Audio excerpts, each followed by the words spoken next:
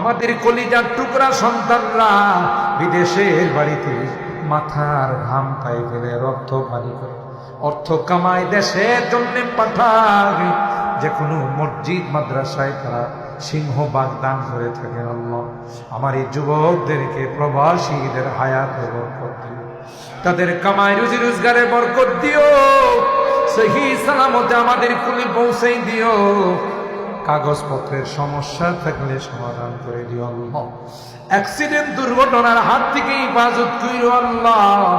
হে মালিক, এই এলাকার যত মুরব্বীরা কবরে শুয়ে আছে মেহেরবানি করে তাদেরকে মাফ করে দিও, তাদের কবরগুলো জান্নাতের বাগান বানাই দিও ইয়া রাব্বাল আলামিন। আল্লাহ আজকের এই মোনাজাতে বারবার মা বাবার কথা জানি না কার মা নাই কার বাবা। এ মালিক